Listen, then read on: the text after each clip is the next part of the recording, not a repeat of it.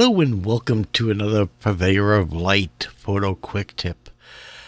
Today we've got an interesting topic, one that is a common problem among usually beginning photographers. Is we all go through that learning cycle. When we first start out, we think that the gear is the most important thing. And then we try to find people that we admire, and we find out what kind of gear they shoot with, and then we try to achieve by buying the same camera that they use or the same lens that they use. And as we progress, we start to realize and grow that that's not what photography is all about in the first place, and that's not how you make better images. Okay? Actually, the entire secret of making better images is light and shadows. Okay? And I know that's going to, shock a few people, but that is it. If you can master light and shadows, okay, direction of light, curvature of light, that's where you become a master of photography. And the best place to get started, okay, is in your post-processing, because it'll help you understand, and therefore it'll make you a better photographer in the end. So let me show you what I mean. Okay, so we've got this photo right here, okay, and it's a kind of on the dark side image, and if we look at the histogram, it's way over into the darks, almost no light information at all, and so I need to definitely bring up the exposure, and I'm watching the histogram and trying to bring it out more.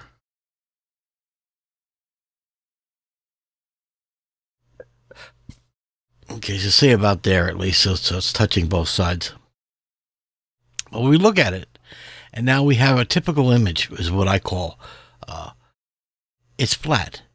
It has flat lighting. The most interesting part of this is the dimples in the couch cushions. That's the only thing where we have hot spots that go on the contour of the couch. Other than that, we're a flat lit photo. It's not interesting. Okay, but this photo could be very interesting. Okay, if we start looking at photography, not about the gear, not about the lenses, but about light and shadows. So I'm going to jump over here into Photoshop for a second, just to bring home a point. This was taught to me a long time ago. Okay, and I believe it was by Rick Salmon who coined this phrase originally.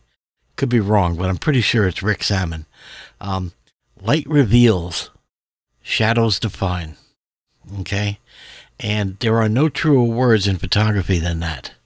Okay? If you look at the picture in the background here, you could see this picture would not be anything without the light and the shadows. You need both to make an interesting photo. Okay? We use light to draw attention. We bring shadows to define and give it contour and shape.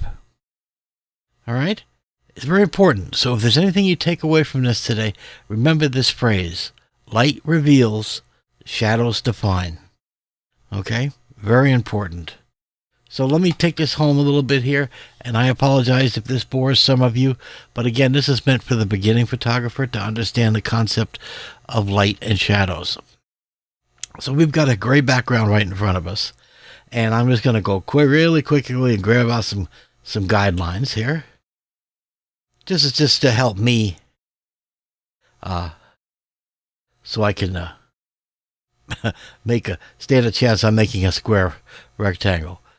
All right, so there we have my square rectangle, and I'm going to now just show you with the power of light and shadows what I can do with a flat piece of gray. All right, so watch.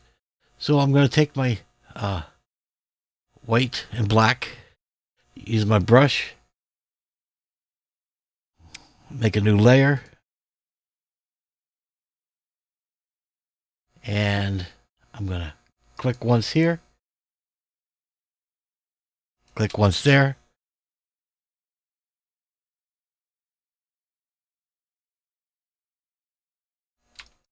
Oh, that was very bad, Lenny.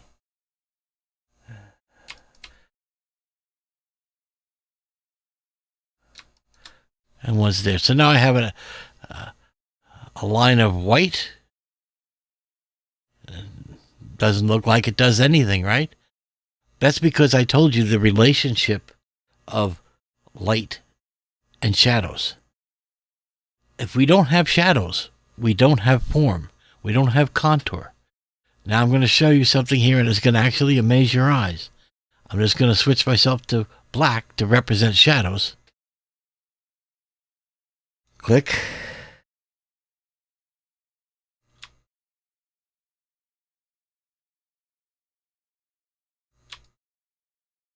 Now turn off the guides. And look, lo and behold, we now have a three-dimensional panel on a gray. It's not really there, but it is to our eyes. That's because light reveals, shadows define. Okay? And now, because we have both a combination of light and shadow, we have form. We have dimension. Okay? This is the number one issue with photography. If you want to get good at photography, understanding light and shadows are essential. All right, one more example. Okay, I'm going to come in and I'm just going to take the elliptical tool, and I will attempt to draw out a circle. And I'm just going to fill this circle with gray. Okay, so now we have a perfectly flat circle. Okay, it has no dimensions. It's boring. It's not interesting. Okay, but what could I do to make this into a three-dimensional interesting image? How could I turn it into a spear or a ball? Okay, I have to do that with a combination of light and shadows. So the best tool is to dodge and burn, right? Because dodge brings light in and burn darkens, right? Brings the shadows in. So if I just come in, make sure I have a really soft brush, and then I just come in and just that, and I go, okay, switch my color, or I don't even have to do that.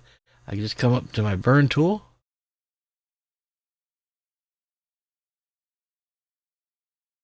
and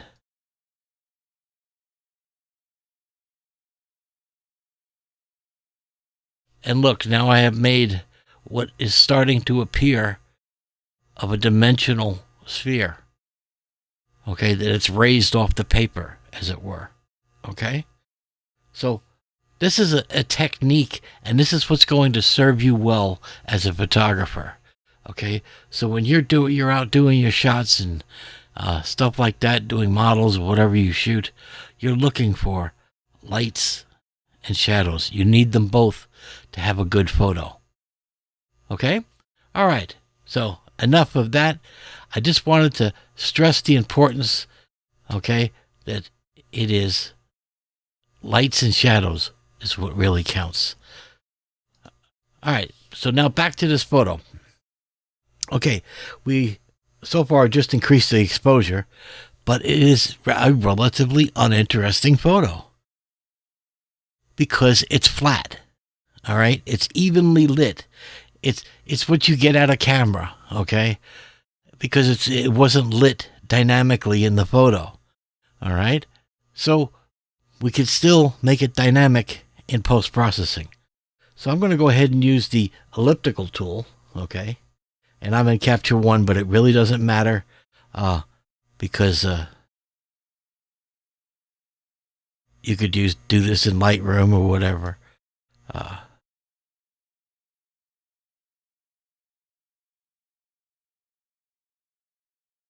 And just move it over. Now what I'm doing is I'm taking it to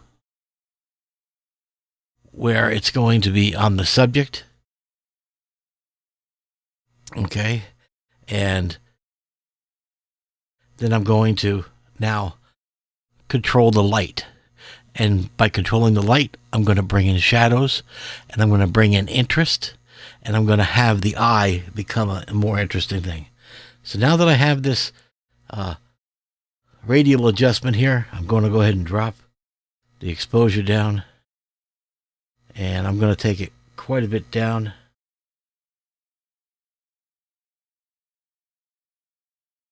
To there. Okay? Now I want you to just study this beforehand and after. Okay?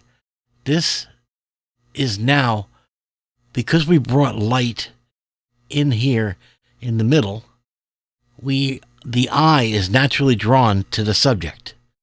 Okay? Our eyes are naturally drawn to the brightest part of an image. Now, because I had it drop the exposure outside, okay, using the radial filter, I now introduced shadows. Okay? So let's watch the before and after. Before, very flat lit, uninteresting photo. And now, a focused light, more directional, and we introduced shadows and light. And that's it.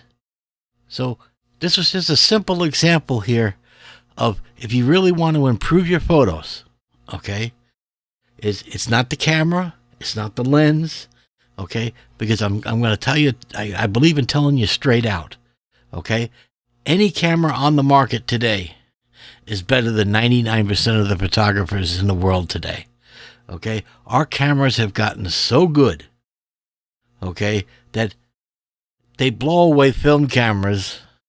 Okay, we've done that a long time ago now. And there's no reason for you to believe that because you don't have the latest Sony A1 or the latest Canon R5 that you can't make good photos. Because I can tell you, you can grab up any camera. Okay, you can pick up a 10-year-old camera. And if you understand lighting and shadows, okay, you're going to make winning photographs all day long. All right? So you guys take care, and I'll talk to you next week.